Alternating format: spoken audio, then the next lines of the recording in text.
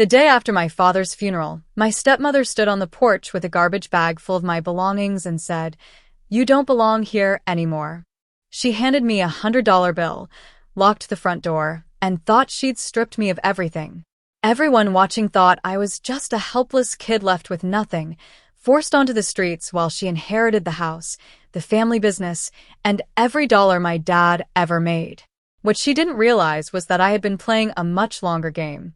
She thought she was throwing away a penniless girl, completely unaware of the real reason I'd stayed quiet for so long, or whose name was actually on the master deed to everything she owned. Follow my story to the very end, and comment below which city you're watching from so I can see how far my story travels. My name is Clara Vance. I am 28 years old, and until that freezing October morning, I had lived in the grand, brick-fronted house in Seattle that my father built with his own two hands. When my stepmother, Evelyn, handed me that $100 bill, her manicured fingers didn't even tremble. Her cold blue eyes scanned my casual clothes, her lips twisting into a triumphant smirk. To her, I was just a mild-mannered, quiet daughter who worked an entry-level remote desk job and kept her head down. "Your father's estate is legally mine now, Clara," Evelyn said, her voice dropping to a harsh whisper so the neighbors loading their cars across the street wouldn't hear.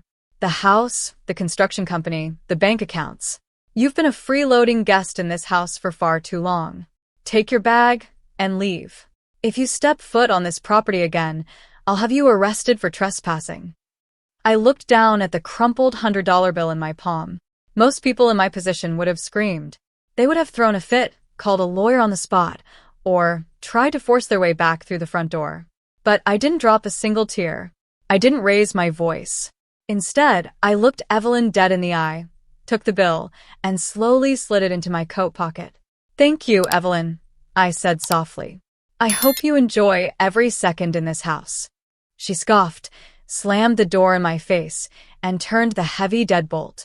As I walked down the long paved driveway carrying a single trash bag of clothes, I could see her watching me from the upstairs window, holding a glass of morning champagne. She thought she had won. She thought she had just broken a helpless 28-year-old girl. She had no idea that my calm demeanor wasn't shock. It was absolute calculation. To understand how we ended up on that porch, you have to go back 5 years. My father, Arthur Vance, was a self-made man who had spent 30 years building Vance Commercial Development into one of the most respected construction firms in the Pacific Northwest. My biological mother had passed away when I was in high school, and for years it was just Dad and me against the world. Then came Evelyn. She was 15 years younger than my father, polished, articulate, and dangerously observant. When she entered his life, she wore the mask of a devoted, loving partner who cared deeply about his health and happiness. But as soon as the gold wedding band was on her finger, the mask began to slip. First, she systematically isolated my father from his oldest friends. Then, she convinced him to retire early from the daily operations of Vance Commercial, claiming his heart couldn't take the stress. But her real target was always me. Evelyn saw me as a direct threat to her future fortune. She started subtle campaigns of microaggressions, making quiet comments about how I was wasting my life with my career, convincing my father to stop paying for my continuing education, and slowly pushing me out of family decisions. When my father's health rapidly declined over his final 6 months, Evelyn took complete control of his visitors, his medical records, and his mail. During those final months in the hospital, while I sat by my father's bedside holding his hand through agonizing nights, Evelyn was busy consulting with high-priced probate attorneys. She paraded around the hospital room talking about estate planning and protecting the family legacy. When my father finally drew his last breath, the tears she shed at the funeral lasted only as long as the cameras were flashing. The very next day, she presented me with a fraudulent narrative. Dad had left everything to her, leaving me completely unprovided for. She expected me to crumble. She wanted me to beg. Instead of begging, I rented a small, unassuming one-bedroom apartment on the edge of town. To the rest of our social circle and my father's former business associates, it looked like I had fallen on hard times. Evelyn certainly made sure everyone thought so. She wasted no time stepping into her self-appointed role as a wealthy, grieving widow. Within 3 weeks of my father's death, she was throwing lavish dinner parties at the family estate, driving my father's vintage sports cars, and boasting to local high society about her plans to expand Vance's commercial development. She began shopping for luxury yachts, posted photos of her high-end shopping sprees, and even started dating an oily local real estate developer named Richard, who was eager to help her liquidate my father's assets for quick cash. Every time Evelyn posted a new photo of her extravagant lifestyle, my friends would call me, furious on my behalf. "Clara, how can you let her get away with this?" they would demand. "She's spending her father's hard-earned money. She threw you out like garbage." I would always give them the same gentle answer. Let her enjoy herself. The higher she builds her tower, the harder it falls. While Evelyn was spending thousands of dollars a day on champagne, designer handbags, and galas, I wasn't weeping in my small apartment.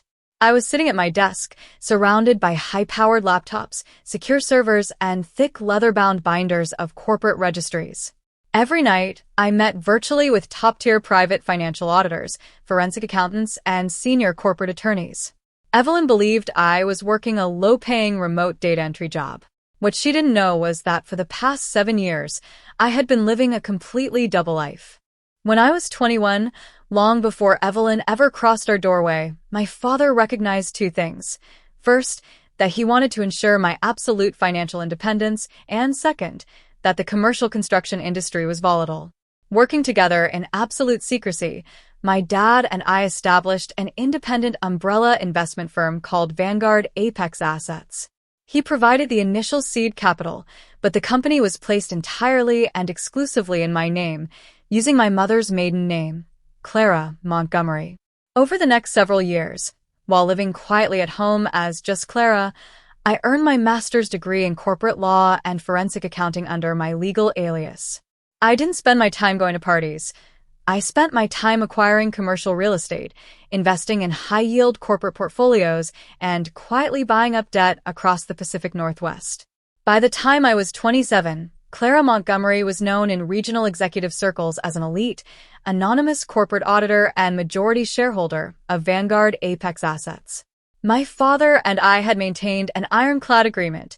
Vance Commercial Development would remain his public operation, but the underlying property deeds, heavy equipment leases, and master operating licenses were quietly transferred into Vanguard Apex Assets to protect them from corporate takeovers or personal liabilities. When my father realized Evelyn's true nature during his final year of life, he didn't confront her directly. He knew that a messy divorce would lead to dragged-out legal battles that could freeze his company. Instead, he worked with me to execute the final stage of our plan. He systematically restructured his personal estate so that on paper, his personal accounts held very little liquid cash, while Vance Commercial Development became entirely dependent on master equipment leases owned by Vanguard Apex. Evelyn hadn't inherited a multi-million-dollar empire. She had inherited a shell company that owed millions in operational fees to an anonymous parent corporation she didn't even know existed. 2 months after throwing me out, Evelyn decided it was time to cash in. Driven by her high-spending lifestyle and her new partner Richard's bad advice, she announced that she was putting Vance Commercial Development and our family estate up for sale in a massive package deal worth $12 million. She held an extravagant press event at the house, inviting local news outlets, city council members, and wealthy investors to celebrate the sale. She wore a dress that cost more than most people's annual rent, sipping champagne and telling reporters how proud her late husband would be of her executive leadership. The very next morning, Evelyn's world experienced its first major tremor. Her head of operations called her in a full-blown panic. Every single heavy equipment operator, site manager, and subcontractor had just been ordered to cease work immediately. The master operating licenses for Vance Construction had been frozen, and 4 major commercial build sites across the city were shut down by city inspectors. When Evelyn stormed into the corporate offices demanding answers, she found a formal legal summons sitting on her desk. Vanguard Apex Assets, the parent company holding the master leases and property deeds, was calling for an immediate, mandatory emergency audit. The notice stated that due to non-payment of master lease fees and unauthorized attempts to sell mortgaged corporate assets, Vance Commercial Development was in default of over $3.4 million. Furthermore, the master deed to the residential estate in Seattle was officially held under a commercial land trust owned by Vanguard Apex. Panic finally set in. Evelyn called her high-priced probate lawyers, but they were utterly baffled. They had checked my father's personal name on the public registries, but they had never audited the underlying corporate holding structures. The summons demanded that Evelyn and her legal team appear at the executive boardrooms of Vanguard Apex Assets the following afternoon at 2 p.m. for a final settlement hearing, or face immediate corporate liquidation and federal fraud charges. At 1:55 p.m. the next day, Evelyn walked into the glass and steel skyscraper in downtown Seattle. She was accompanied by her lead attorney and her partner Richard, both looking deeply stressed, while Evelyn tried desperately to maintain her arrogant composure. She wore a dark suit, high heels, and large sunglasses, convinced she was about to negotiate with some elderly, faceless male CEO who could be charmed or bribed. The legal assistants led them into the top-floor corner boardroom.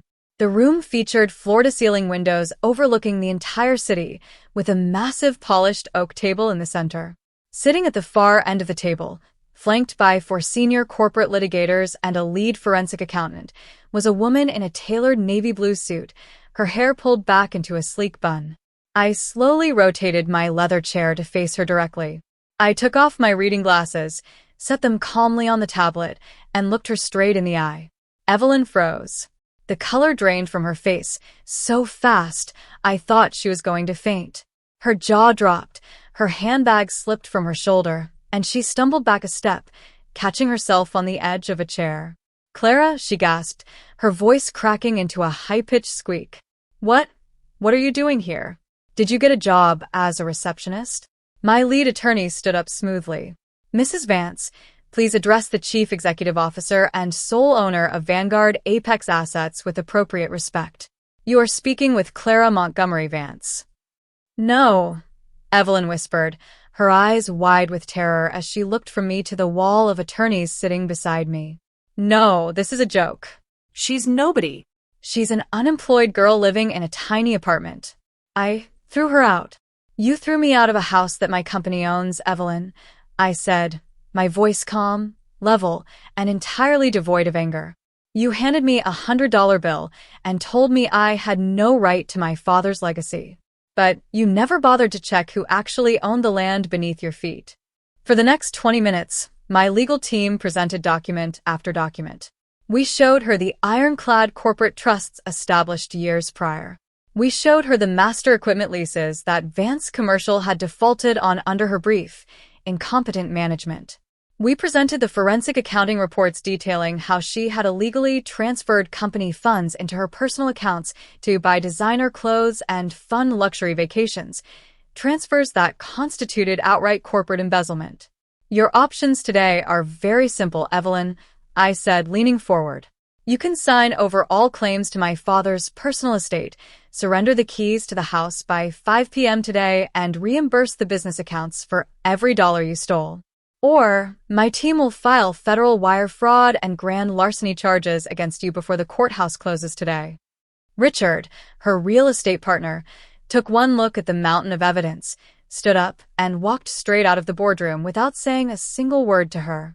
Evelyn looked at her attorney, begging him with her eyes to find a legal loophole. The attorney simply shook his head, leaned over, and whispered, "Sign the papers, Evelyn. If this goes to court, you are going to prison." With trembling hands, crying hysterical tears that finally destroyed her carefully crafted mask, Evelyn signed every single transfer document. By 5 p.m. that evening, I stood on the porch of my childhood home once again. Evelyn was loading the trunk of her rented sedan with a few plastic trash bags containing her personal clothes, the exact same way she had forced me to leave 2 months prior. The luxury sports cars were towed away, her bank accounts were frozen, and her high society friends completely ghosted her the moment the truth broke in the business news. She walked past me toward her car, broke, and facing years of financial recovery. As she reached her driver's side door, I stepped off the porch, and walked toward her. I reached into my pocket, pulled out the exact same crumpled $100 bill she had handed me weeks ago, and held it out to her. "You might need this for gas, Evelyn," I said softly. "Consider it a gift from the girl who had nothing." She stared at the bill, her face burning with utter humiliation, before snatching it from my hand, getting into her car, and driving away forever. In the months that followed, I officially stepped into the role of CEO at Vance Commercial Development. Under proper leadership, we expanded the company, restored worker benefits, and launched a dedicated housing initiative for young adults struggling with family displacement. I moved back into the family house, not out of vanity, but to restore it to the warm, welcoming home my father and biological mother had built. I brought back my father's old friends, hosted community events, and preserved the true legacy of the Vance name. Standing in my father's study today, looking out over the garden we planted together, I am reminded that true strength doesn't come from shouting, making threats, or showing off wealth. It comes from patience, preparation, and knowing exactly who you are when everyone else underestimates you. Thank you so much for watching my story until the end. Have you ever dealt with someone who tried to take advantage of your silence, only to realize they picked the wrong person? Let me know your thoughts in the comments below, and don't forget to like and subscribe for more stories like this.